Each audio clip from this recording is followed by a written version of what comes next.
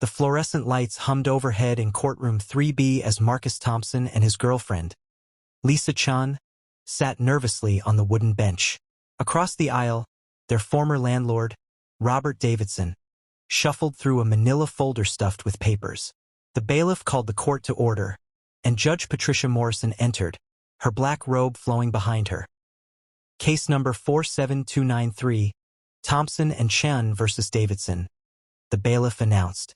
Judge Morrison settled into her chair and looked over her reading glasses at the parties before her. Good morning, Mr. Thompson. Ms. Chun, you're the plaintiffs in this case. Yes, Your Honor, Marcus said, standing quickly. Lisa rose beside him. And Mr. Davidson, you're the defendant, and you've filed a counterclaim?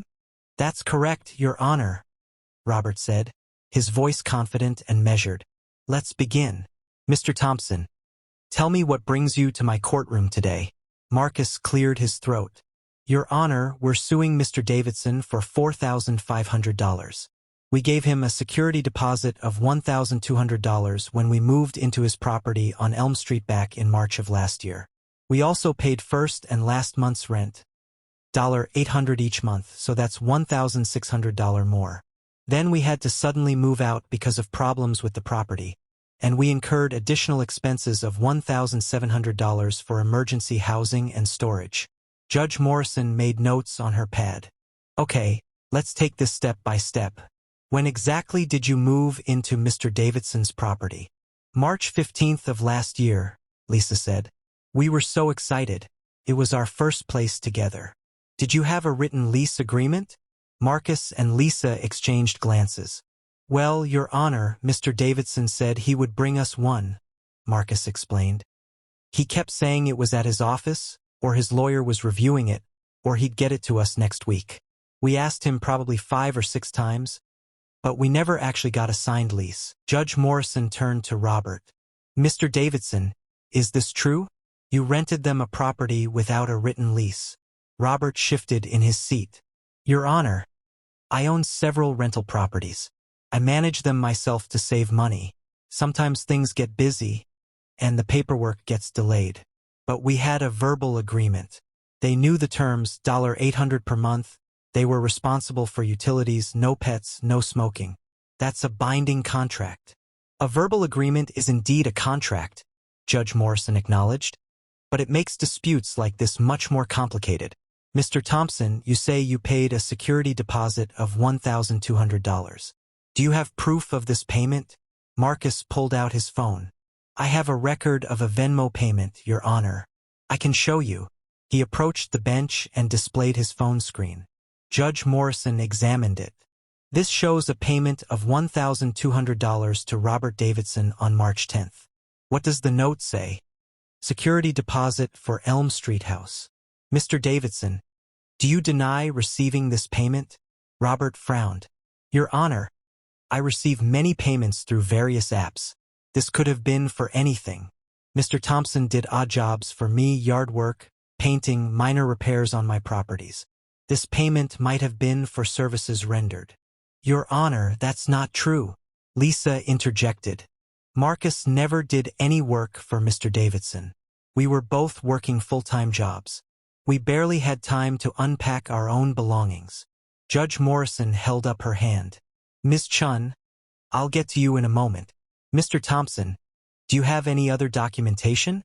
Text messages, emails, anything where Mr. Davidson acknowledges this was a security deposit? Marcus nodded eagerly.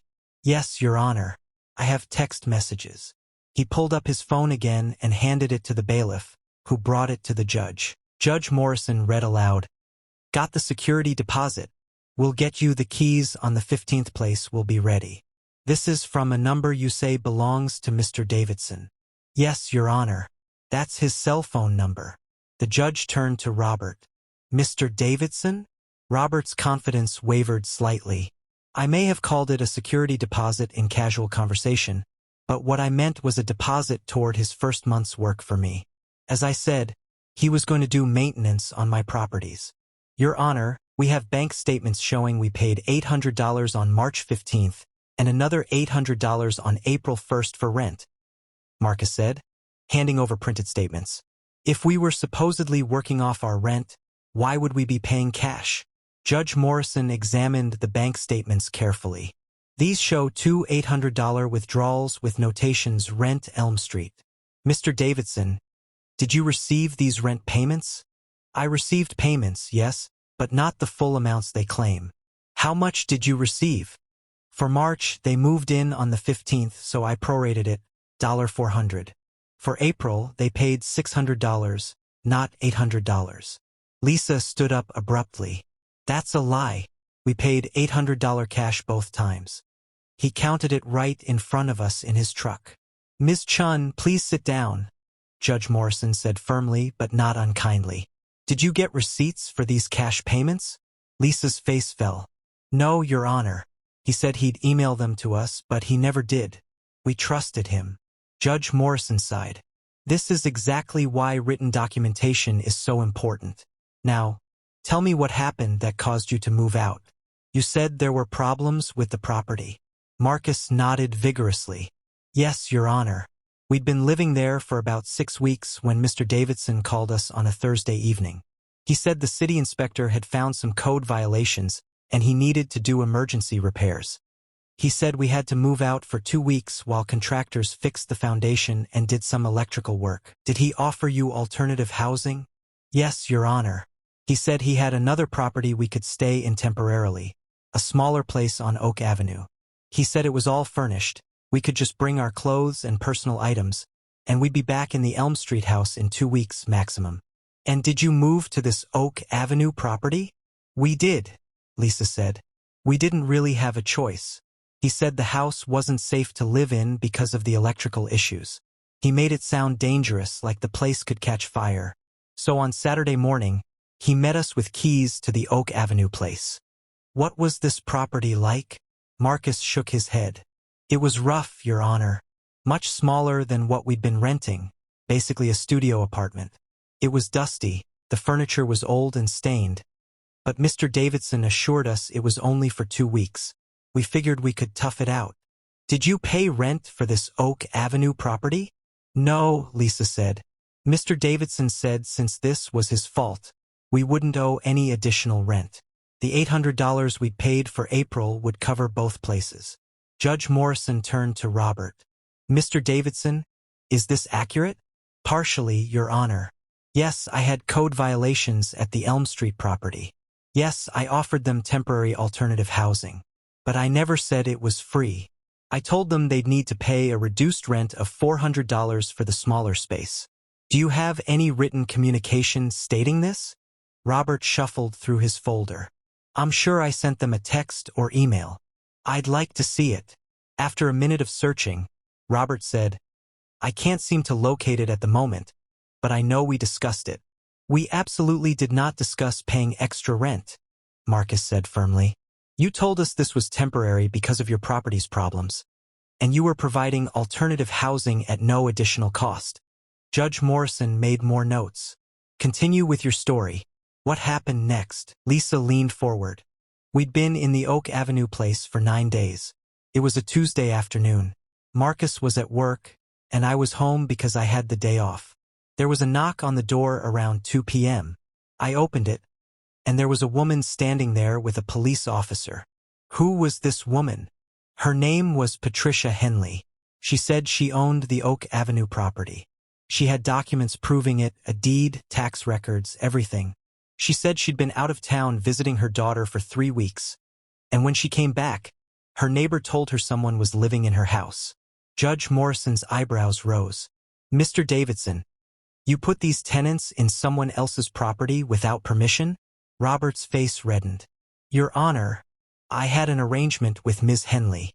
I do maintenance on her property, and in exchange, I can use it when it's vacant.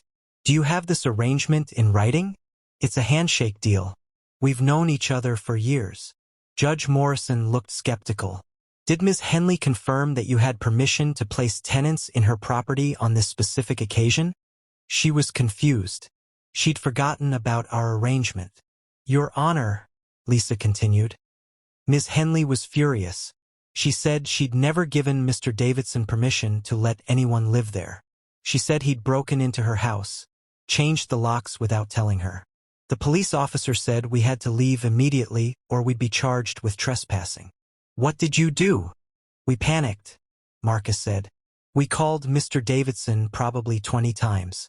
He finally answered around 5 p.m. We explained what happened and he got angry at us. He said we must have done something to upset Ms. Henley, that we must have caused problems. Did he offer you another solution? He said we could go back to the Elm Street house, but when we drove over there was a padlock on the door and construction equipment in the yard. We knocked on the neighbor's door, and they said contractors had been there for 2 days, but had left and hadn't come back. Lisa's voice cracked slightly. We had nowhere to go, Your Honor. All our belongings were still in the Elm Street house. We had 2 suitcases of clothes and our laptops, but everything else, our furniture, kitchenware, family photos, Marcus's guitar collection, all locked in a house we couldn't access. Judge Morrison's expression softened. What did you do for housing? We had to check into a motel, Marcus said. The Economy Inn on Highway 9. It was $85 a night. We stayed there for 12 days while we tried to figure things out and look for a new place to live. That's over $1,000 just for lodging. Yes, Your Honor. And we had to eat out for every meal because the motel room just had a mini fridge and microwave. Our food costs went way up. Plus, we had to rent a storage unit because when we finally got access to the Elm Street house, Mr. Davidson said we had to be out immediately. He was renting it to someone else. Did you get all your belongings back? Lisa shook her head. Not everything. Some boxes were missing. My grandmother's china set was gone. Some of Marcus's tools disappeared. Mr. Davidson claimed we never brought those items to the house in the first place. Judge Morrison turned to Robert. Mr. Davidson, did you change the locks on the Elm Street property while these tenants still had a lease agreement with you? Your Honor, they abandoned the property. When tenants abandon a property, I have the right to secure it and re-rent it to minimize my losses. They didn't abandon it, you told them to leave for repairs. Did you give them proper notice that you were terminating their tenancy? Robert hesitated. The situation was complicated. Yes or no, Mr. Davidson? Did you provide written notice of termination as required by state law? Not in writing, no. But I told them over the phone. When was this phone conversation? When they called me from that Henley woman's property. I told them the arrangement wasn't working out. So you terminated their lease verbally on the spot with no advance notice while they were effectively homeless? I didn't make them homeless. They had options. Judge Morrison's tone grew sharper. What options did they have, Mr. Davidson? You'd placed them in a property you didn't have permission to use. They couldn't return to the original property. And you gave them no time to find alternative housing. They could have stayed with family or friends. Your Honor, Marcus said. We're both from out of state. We moved here for work. We don't have family nearby. Our friends were mostly coworkers who lived in small apartments. We didn't have anywhere else to go. Judge Morrison looked at her notes. Let me make sure I understand the timeline. You moved into the Elm Street property on March 15th. On approximately April 28th, Mr. Davidson moved you to the Oak Avenue property for supposed repairs. On May 7th, you were forced to leave Oak Avenue by the property owner. You stayed in a motel from May 7th through May 19th. During this time, Mr. Davidson locked you out of the Elm Street property and told you he was renting it to someone else. Is that accurate? Yes, Your Honor, Marcus and Lisa said in unison. And Mr. Davidson, you're saying they owe you money? That's your counterclaim. Robert straightened up. Yes, Your Honor. They broke their lease agreement. They were supposed to give me 30 days' notice before moving out. They also damaged the Elm Street property. There were holes in the walls, stains on the carpet, and the backyard fence was broken. Do you have photographs of this damage? Robert produced several printed photos from his folder. Right here, Your Honor. Judge Morrison examined them. Mr. Thompson, Ms. Chun, do you want to see these? The bailiff brought the photos over. Marcus frowned. Your Honor, we didn't cause this damage. There were already marks on the walls when we moved in. We pointed them out to Mr. Davidson on our walkthrough. And that fence was broken before we got there. It was leaning to one side the whole time we lived there. Did you document the property's condition when you moved in? Lisa sighed. We took some pictures on our phones, but not of everything. We didn't think we'd need to. Do you still have those photos?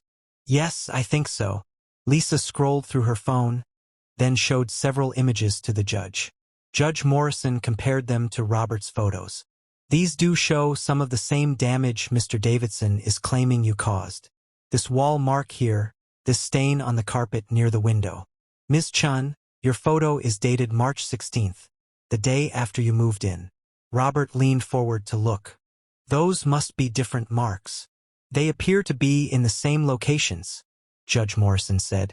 Mr. Davidson, I'm not convinced these plaintiffs caused the damage you're claiming. Do you have any other evidence? They were the last tenants in that property. Who else would have caused it? According to your own testimony, you had contractors in and out of the property. Ms. Chen's photos appear to show pre-existing damage. I'm not finding your counterclaim persuasive. She paused. Now, let's talk about what I can do to resolve this situation. She reviewed her notes for a long moment. This is a case where both parties made mistakes, but the weight of responsibility falls more heavily on you, Mr. Davidson. You failed to provide a written lease, failed to properly document the condition of your property, placed tenants in a property you didn't have clear authority to use, and then effectively evicted them without proper notice or due process. Your Honor, Robert began. I'm not finished. Mr. Thompson and Ms. Chun, you also made mistakes. You should have insisted on a written lease. You should have gotten receipts for every payment. You should have more thoroughly documented the property's condition. However, as tenants dealing with a landlord who appeared to be acting in good faith initially, I understand why you trusted Mr. Davidson's assurances. Judge Morrison looked at her notes one final time. Here's my ruling. Mr. Thompson and Ms. Chun have proven, through electronic payment records and text messages, that they paid a $1,200 security deposit. They've also provided bank records showing two $800 rent payments, though the cash nature of these payments makes them less certain. However, given Mr. Davidson's admission that he received payments and his inability to provide contrary documentation, I find it more likely than not that they paid what they claim. She continued, Mr. Davidson, you owe these plaintiffs their $1,200 security deposit. There's no evidence they caused damage beyond normal wear and tear, and the photographic evidence suggests the damage you claim was pre-existing. You also violated their rights as tenants by failing to provide proper notice before terminating their lease, and by locking them out of the property where their belongings were stored. However, Judge Morrison said, turning to Marcus and Lisa, I cannot award you the full amount you're requesting. Your claim for lost wages and emotional distress is too speculative. But I do find that you incurred reasonable expenses as a direct result of Mr. Davidson's actions. You've provided motel receipts totaling $1,020. You've shown a storage unit rental receipt for $165. These are direct, documented costs. She wrote on her pad. My judgment is as follows, Mr. Davidson. You will pay Mr. Thompson and Ms. Chun $2,385. This represents the $1,200 security deposit, which you had no legal right to retain, plus $1,185 in damages for the expenses they incurred as a direct result of your failure to provide suitable housing and your improper eviction procedures. Robert's face fell. Your Honor, that's not fair. I lost rent when they left. I had to clean and repair the property. Mr. Davidson, you created this situation through your own negligence and mismanagement. If you had provided a proper lease, documented your property's condition, and followed legal procedures for terminating a tenancy, we wouldn't be here today. Consider this a lesson in the importance of proper business practices. She turned to Marcus and Lisa. As for your counterclaim, Mr. Davidson, I'm dismissing it entirely. You failed to prove that these tenants caused damage to your property, and your claim that they broke a lease is undermined by the fact that no written lease existed and you failed to provide proper notice. Judge Morrison signed the judgment. This court finds in favor of the plaintiffs, Thompson and Chen, in the amount of $2,385, plus court costs of $125, for a total of $2,510. Mr. Davidson, you have 30 days to pay this judgment. If you fail to do so, the plaintiffs may pursue collection through wage garnishment or liens on your property. She looked at both parties. I hope you all learned something from this experience. Mr. Davidson, run your rental business properly. Use written leases, document everything, follow the law. Mr. Thompson, Ms. Chun, protect yourselves. Always get everything in writing, document property conditions, keep receipts. These simple steps would have prevented weeks of stress and this court appearance. The bailiff called, "All rise." As Judge Morrison left the courtroom, Marcus and Lisa hugged each other, relieved. It wasn't the full amount they'd hoped for, but it was something. Across the aisle, Robert Davidson stuffed his papers back into his folder, his face tight with frustration. Outside the courthouse, Marcus and Lisa stood on the steps in the sunshine. "We did it," Lisa said softly. "We did," Marcus agreed.